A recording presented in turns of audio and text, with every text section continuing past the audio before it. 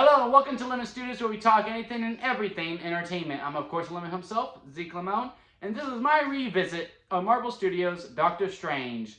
It is officially Doctor Strange week, and I just figured, hey, let's have some fun with it, and let's break this whole week down with things leading up to Doctor Strange into the multiverse of madness, because it is definitely going to be madness from the things that I know that are going to happen in it.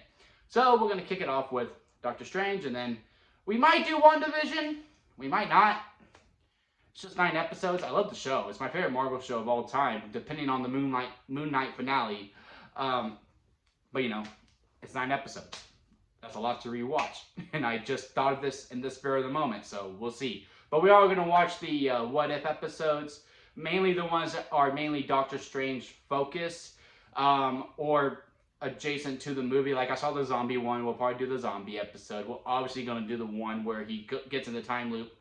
Where he goes like evil, Doctor Strange. We're definitely gonna watch. We're definitely gonna revisit that one as well. But yeah, we're just gonna have some fun and just talk some Doctor Strange and all of that. So let's just get into this revisit. When I first saw Doctor Strange, I saw this with a bunch of friends in IMAX, including a friend who's not really into Marvel movies, and he liked it, and all my friends liked it. I think out of all 4 of us who saw it, I was the one who liked it the least, but I still liked it. I had some issues. I think I was just like at this fatigue with Marvel, because this is when they really found their voice, which was, the comedy elements. Nothing can really marinate. Nothing can be super serious. We can't just live in anything. You know what I mean? Like everything had to be diffused with the joke. And that just really turned me off a little bit. Also, the misuse of Rachel McAdams. I wasn't a huge fan of that. And also, you had Mads Mikkelsen in this movie, and he's like one of the worst villains in this whole entire Marvel canon. Thankfully, he finally got to be a bad villain in The Crimes of Grindelwald, but hey, that's another conversation for another time. But revisiting this and like knowing the aspect of it with the Marvel Cinematic Universe, like when you review a Marvel movie, you now can't just review it on the movie on its own surface. You just can't. You have to review it based on the grand scheme of the MCU, right?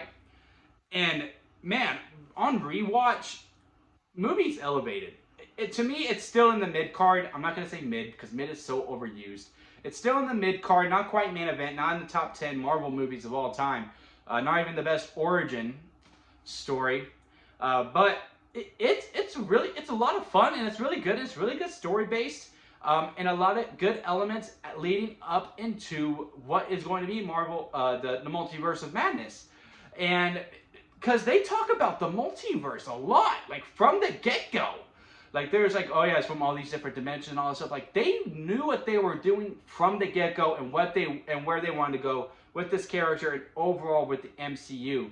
And also, some things that weren't in the grand scheme, like now you watch and it's like within the realm of hindsight. Like I just couldn't help like when Doctor Strange goes to visit the Ancient One and the Ancient One kicks him out and she's like, nope, I'm not going to train him because we had Mads Mikkelsen come in here and he went evil, and Strange reminds me a lot of him. So no, not going to do it. But fast forward to 2019 and Endgame, she's like, oh yeah, Doctor Strange giving surgery. He'll be here in about 5 years. So like, oh, you're new? Like, like that type of thing. Like, kind of just throw me off. Like it's those little things. That I was like, well, okay, y'all didn't think everything through. But the overall story arc with the multiverse and all this stuff, oh, they had that planned out from the get-go. Like from the get-go, and that was really cool to see. And also just a really good story of redemption. I also wasn't a huge fan at the beginning that he was basically Iron Man. Like he was just arrogant, cocky, and all this stuff. But as the movie goes on, they are 2 completely different characters. I also remember thinking that at first. I was like, well, he's kind of just like Iron Man, but with magic.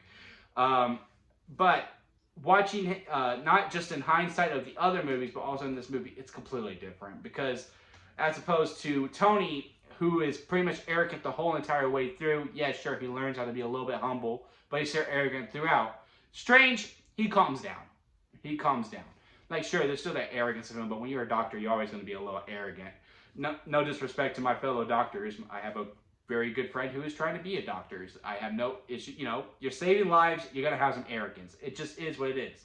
As you should. You deserve it. But yeah, man, this movie's a lot of fun. Like, and also just really good screenwriting. Like, I know Marvel gets a lot of flack that the writing sucks. And if you're not a fan of Marvel, that's fine. That's your prerogative. But the writing is pretty good.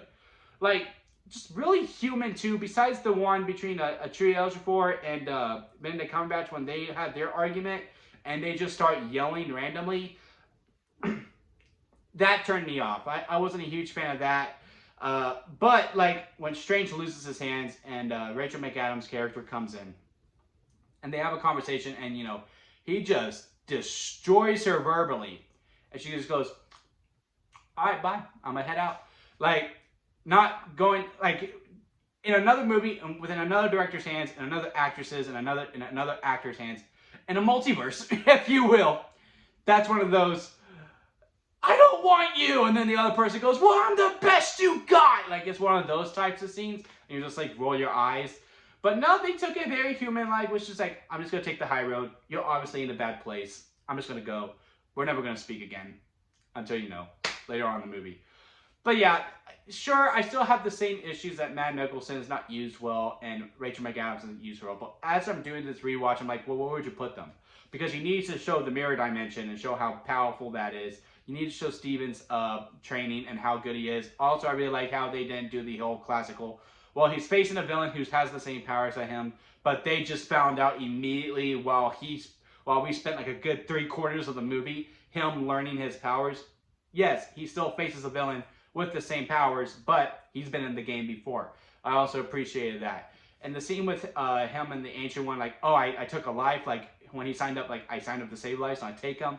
That was also a really good scene. But yeah, overall, Doctor Strange is a really good movie. It's still a lemonade for me. Like I said, it's in the mid-card. It's not over my top 10 favorite Marvel movies of all time. Very good on the big screen. I loved it in IMAX. That's one of the very few times where IMAX and 3D like really captivated my mind. And I won't be seeing Multiverse of Madness in 3D, at least on the first round anyway. If I like it enough, I might go again to go see it in 3D. But yeah, that's my thoughts on Doctor Strange 1. What are your thoughts on it? Comment below and let me know what are some of your theories for Multiverse of Madness as we continue this nice little week of pure on Multiverse of Madness prep. If you like this video, give it a thumbs up. And if you like me, hit that subscribe button as I'm trying to grow into my YouTube career. And that'll be it for me, guys. I'll see you here next time at Limit Studios.